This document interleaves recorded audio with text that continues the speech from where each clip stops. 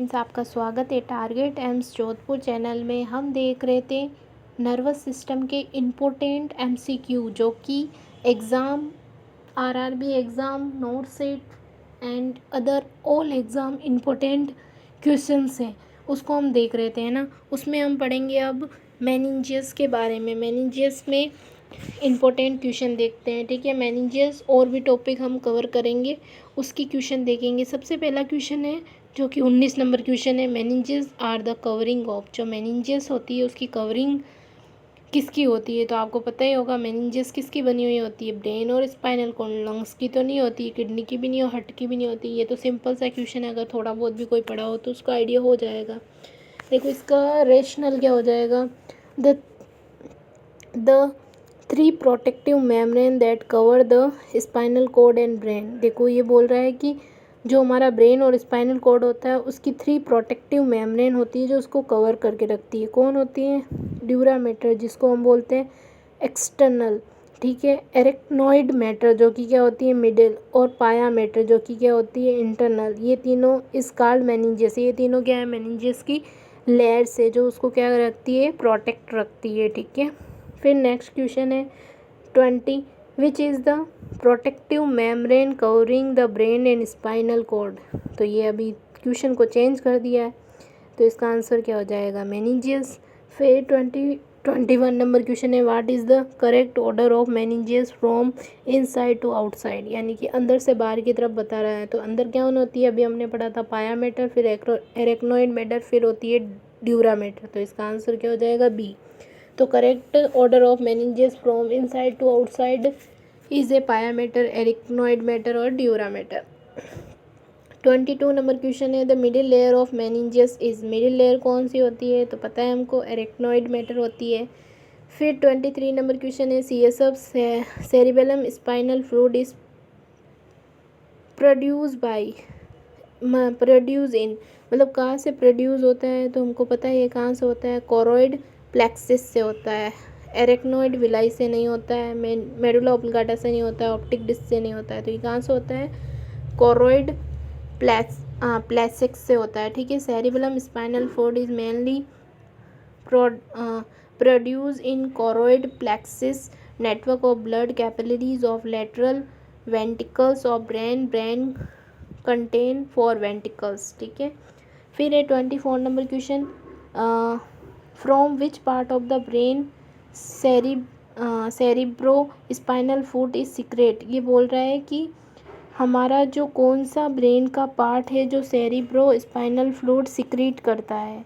तो ये क्वेश्चन अभी हमने पढ़ा था, उसमें बोला था सेरिब्रल स्पाइनल फ्लूइड कौन प्रोड्यूस करता है। इसमें पूछ लिया है कि सेरिब्रो स्पाइनल फ्लूइड है वो सीक्रेट कौन करता है। तो प्रोड्यूस शब्द और सीक्रेट शब्द एक ही है लगभग, तो इसका आंसर क्या हो जाएगा, वापस ए, कोरोइड प्लेक्सिस ऑफ ब्रेन। ये कुछ इंपॉर्टेंट क्वेश्चन थे अपने मेनिंजाइटिस के। अब हम कुछ इंपॉर्टेंट क्वेश्चन देखते हैं पार्ट ऑफ ब्रेन्स के, ठीक है।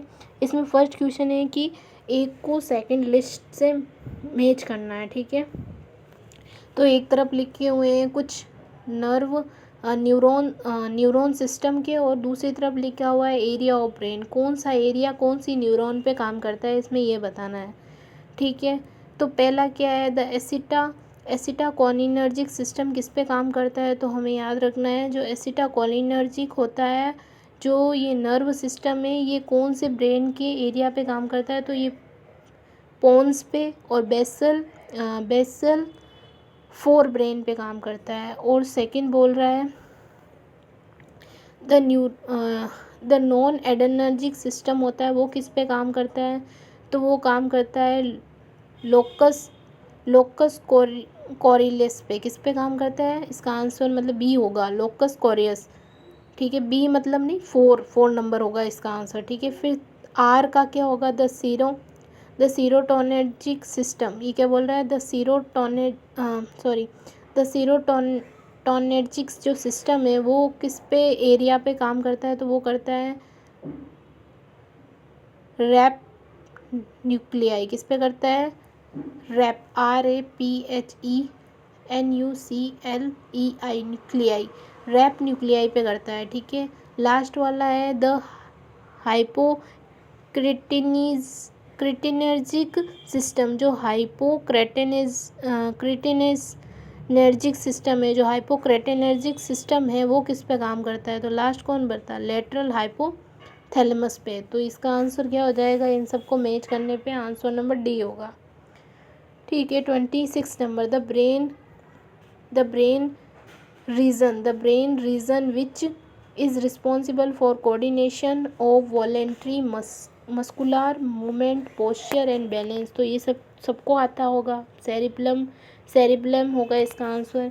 Function of cerebellum hind brain, जिसको क्या बोलते हैं? Hind brain. Function of cerebellum hind brain are control and coordinate the movement of various group of muscles, maintenance of posture, balance and equilibrium of body, evaluation of movements initiated by motor area of cerebrum, control and properly of movements such as speed and acceleration and trajectory। ये सब कुछ कौन करता है? Cerebellum. कौन करता है? Cerebellum. ठीक है, अब 27 नंबर क्वेश्चन क्या है? One of the function of cerebellum.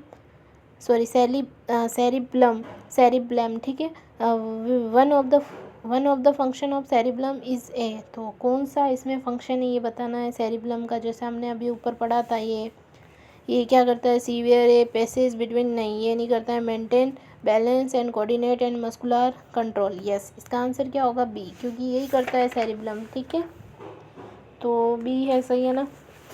फिर नेक्स्ट क्वेश्चन है लॉस ऑफ मसल कोऑर्डिनेट, मतलब 28 नंबर क्वेश्चन है loss of muscle coordination result from damage to, मतलब मसल्स में अगर क्या हो जाए? लॉस हो जाए और उसका कोऑर्डिनेशन नहीं रहे तो उसको क्या बोलते हैं? ये किस वजह से हुआ है? तो ये हाइपोथैलेमस की वजह से नहीं हुआ है, नहीं मिड ब्रेन की और नहीं सेरिब्रम की वजह से, ये हुआ है सेरिबेलम की वजह से, यानी कि आंसर नंबर डी हो जाएगा। फिर है 29 number question, function of cerebellum is all except, यानी कि सारे के सारे काम बताने सेरिबेलम के, एक को छोड़ के। तो देखो, मेंटेन ऑफ मसल टोन करता है, सही है। मेंटेन ऑफ पोस्चर भी करता है, सही है। इक्विलिब्रियम भी करता है, सही है। लेकिन हीलिंग का काम ये नहीं करता है, तो ये क्या हो जाएगा? रॉन्ग। ठीक है, फिर 30 नंबर क्वेश्चन क्या है? Respiratory centre is situated it which part of brain, मतलब रिस्पायरेटरी कहाँ होता है? तो ये बहुत सिंपल सा क्वेश्चन है, याद रखना, मेडुला ऑब्लिगाटा में। ठीक है, a region as a nuclei, a region of a nuclei in medulla oblongata of the brain stem that control movement of the respiration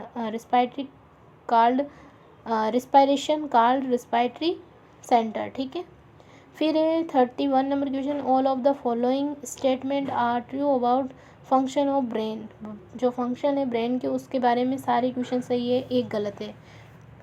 तो देखो, फर्स्ट है सेरिब्रम और for brain control mental behaviour and thought, ये सही है।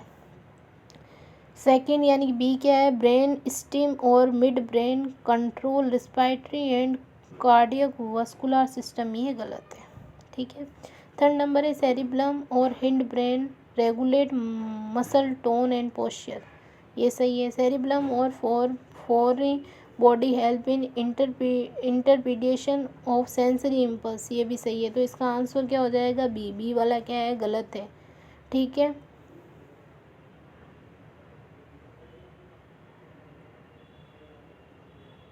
तो देखो, respiratory and cardiovascular system, जो रिस्पायरेटरी और कार्डियोवास्कुलर सिस्टम होता है are control by medulla oblongata of brain stem, not mid brain. तो माइड ब्रेन नहीं करता है, कौन करता है? मेडुला ऑब्लिगाटा और ब्रेन स्टेम करता है। तो ये गलत हो गया था 31 नंबर क्वेश्चन। सॉरी, आपको दिखा नहीं होगा, वापस बोल देती हूँ। इसमें है ना एक्सेप्ट का पूछा था। ब्रेन जो फंक्शन है ब्रेन की सारे एक नहीं है, तो देखो बी नहीं है। बी क्यों नहीं है? क्योंकि ये बोल रहा है ब्रेन स्टेम और माइड ब्रेन जो होता है वो कंट्रोल रिस्पायरेटरी, जबकि वो नहीं होता है। कौन होता है? ब्रेन स्टेम और मेडुला ऑब्लिगाटा होता है, हमने अभी ऊपर देखा भी था, तो ये इसलिए गलत हो गया। ठीक है, फिर 32 नंबर क्वेश्चन क्या है? Which part of the brain control and integrated activity of the autonomic nervous system. तो कौन करता है ये सब? Hypothalamus. Important function of hypothalamus के क्या क्या होते हैं देखो। प्रोड्यूसिंग ऑफ हार्मोन्स, ये क्या करता है? प्रोड्यूस करता है हार्मोन्स का। कौन कौन से? GHIG, PIG, TRH, CRH और GHRH और GnRH, यानी कि सारे को यही प्रोड्यूस करता है। फिर ये टेम्परेचर को और हीट को रेगुलेट करता है hypothalamus. Control of activity of the autonomic nervous system, ठीक है, जिसको एनस बोलते हैं। Regulation of eating, drinking by feeding and thirst centre भी किसके पास है? अपना हाइपोथैलेमस के पास है। Regulation of emotion, behaviour pattern together with limbic system. Limbic system also called emotional appearance और इमोशनल ब्रेन किसको बोलते हैं? लिम्फिक सिस्टम को, ठीक है। फिर है रेगुलेशन ऑफ जो क्रेडियन यानी कि डेली जो रिदम्स होती है उनको मेंटेन या provide body internal biological clock को भी कौन मेंटेन करता है? सोना उठना, ये सब कुछ भी हाइपोथैलेमस ही मेंटेन करता है, ठीक है। फिर 33 नंबर क्वेश्चन है, ईटिंग बिहेवियर रेगुलेशन कौन करता है? इजी क्वेश्चन है, हाइपोथैलेमस करता है। फिर है 34 number question, temperature heat regulation centre is present in which part of the brain? तो ये भी पता है, हाइपोथैलेमस है। 35 नंबर क्वेश्चन है, during head injury what is the causes of increase in body temperature? क्योंकि वहाँ पे क्या हो गया है? हाइपोथैलेमस की इंजरी हो गई है, इस वजह से वहाँ पे क्या हो गया है? टेम्परेचर इंक्रीज हो गया है। फिर है 36 number question, soon after the admission of a client to the hospital with head injury the temperature rise to 102 यानी कि 102.2 डिग्री जो फेरेनस है या 39 डिग्री सेल्सियस है, वो क्या हो गया है? द स्विचेटिव इंजरी टू द, ये भी वही क्वेश्चन घुमा फिरा के पूछ लिया, तो कौन गया? हाइपोथैलेमस। फिर है 37 number question, a 40-year-old male present in company of chronic progressive mental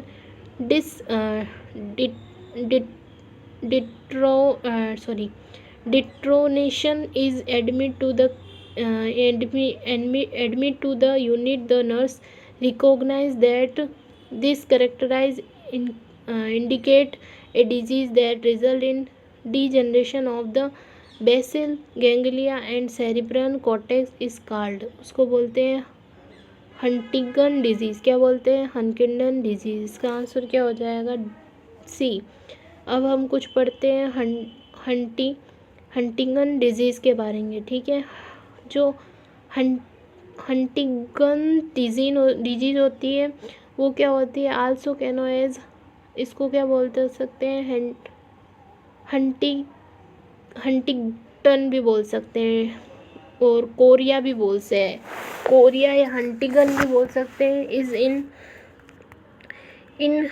inherited disorder that result in death of brain cell. फिर है HD यानी कि हंटिंगटन डिजीज़, ठीक है। इसमें क्या होता है? HD, अब मैं HD बोलूँगी, ठीक है। Effect that whole brain, but इसको क्या हो जाता है? इसमें सारा जो ब्रेन होता है वो क्या हो जाता है? इन्वॉल्वमेंट हो जाता है। But certain area are more व्यूनिबल मतलब क्या होता है? व्यूनिबल देन अदर्स, दूसरों के मुकाबले क्या हो जाता है? व्यूनिबल हो जाता है। The most prominent early effect part in basal ganglia. Other affected area are the substandard nigra and layer of the cerebral cortex, ठीक है। तो हमने जो ऊपर पढ़ा था उसको क्या बोलेंगे? हो गया उसका आंसर। अब 38 नंबर है, highly toxic. Highly toxic nerve gas, highly toxic कोई नर्व गैस है that can cause death within second following exposure. ऐसी कौन सी गैस है जिसको सडन क्या कर सकती है, डेथ कोज कर देती है, हाईली टॉक्सिक होती है, तो वो होती है सेरीन। कौन सी होती है, सेरीन, सेरीन। या फिर बोल सकते हैं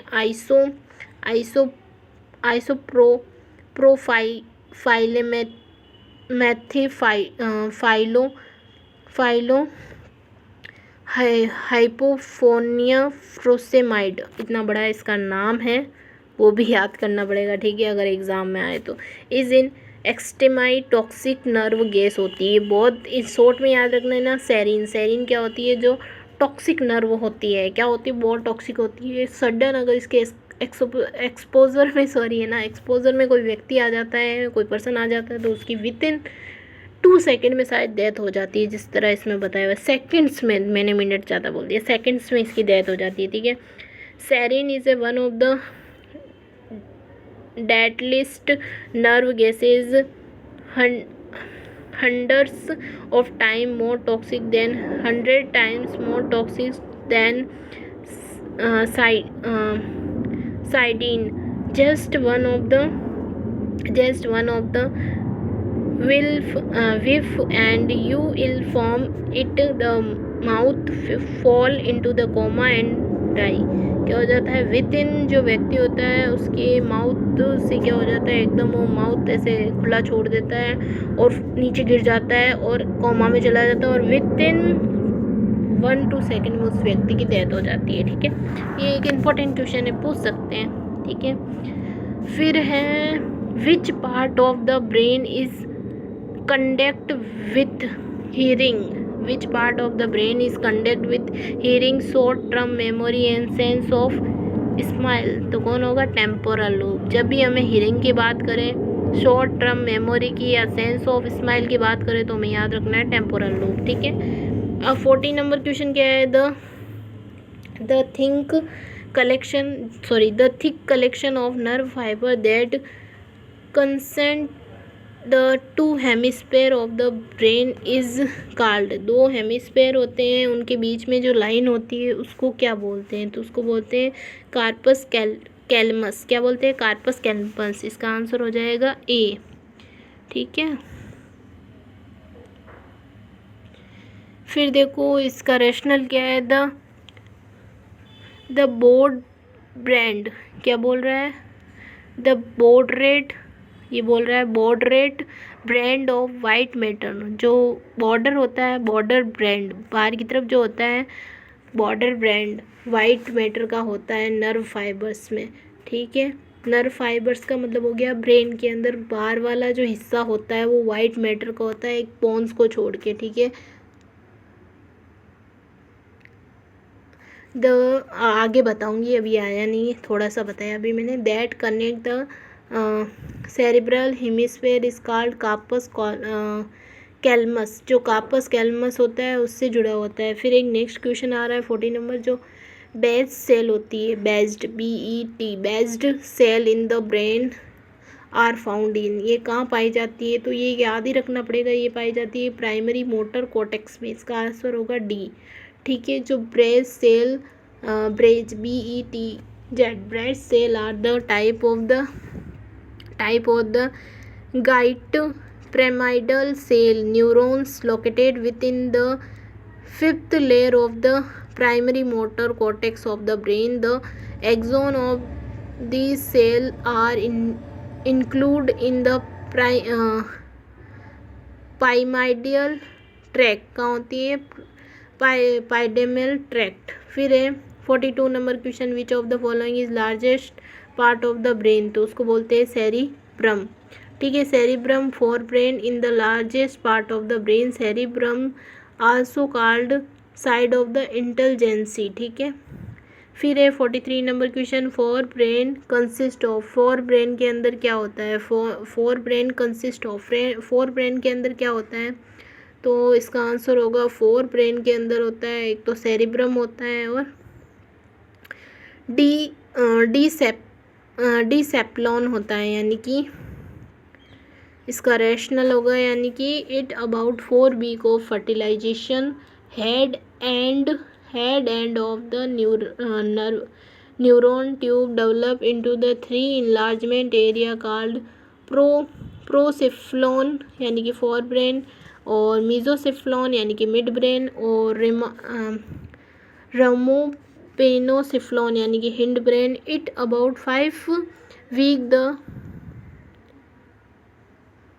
प्रोजेनसिफ्लॉन यानी कि fore brain develop into the telencephalon develop into the cerebrum. That diencephalon develop into the epithalamus, thalamus or metathalamus and hypothalamus. So both cerebrum and decephalon are present in forebrain. फिर है 44 number question. The part of brain stem are. Brain stem में कौन होता है? Medulla ऑब्लिंगेटा, पोन्स और medulla.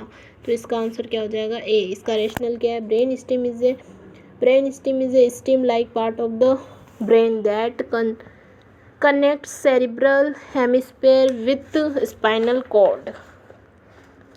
It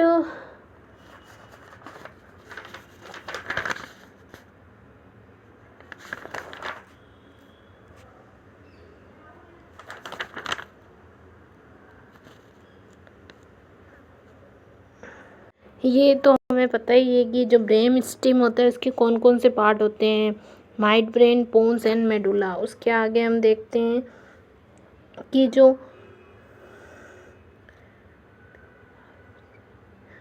Broca's area होता है वो किसके द्वारा कंट्रोल होता है. नेक्स्ट क्वेश्चन हमारा ये है, तो वो होता है स्पीच के द्वारा. किसके द्वारा? स्पीच के द्वारा कंट्रोल होता है.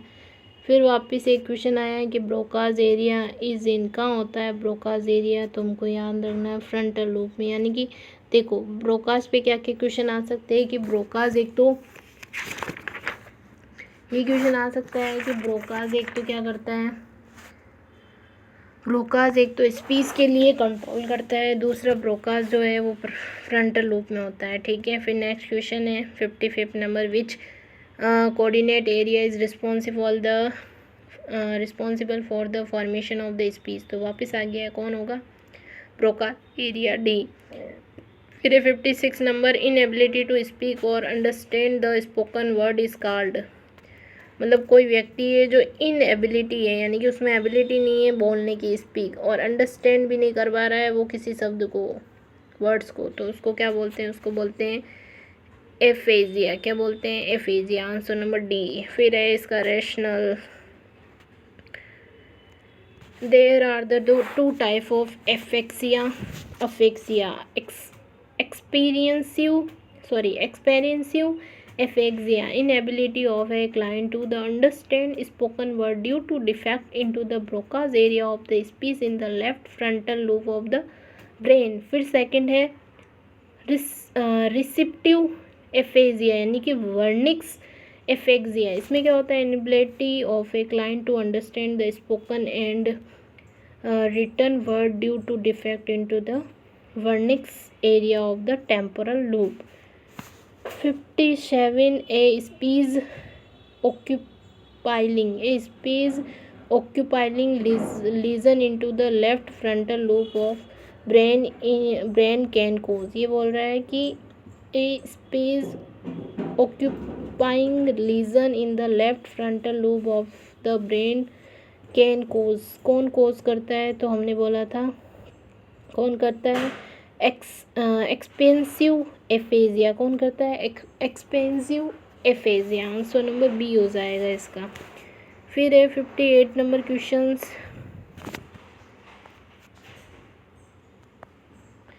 58 नंबर क्वेश्चन है ए कंप्लीट लॉस ऑफ लैंग्वेज या कंप्रेशन और प्रोडक्शन इज कॉल्ड. उसको बोलते हैं एफेक्सिया.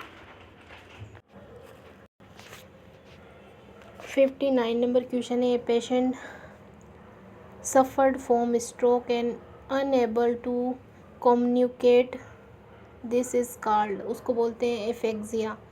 डिस्फेक्सिया बोलते हैं is a defect that cause difficulty in speech. Dyslexia means impairment of speech resulting from a brain lesion or neurotransmitter disorder। अब हम 61 नंबर क्वेश्चन से नेक्स्ट वीडियो में देखेंगे, है ना। Thank you so much.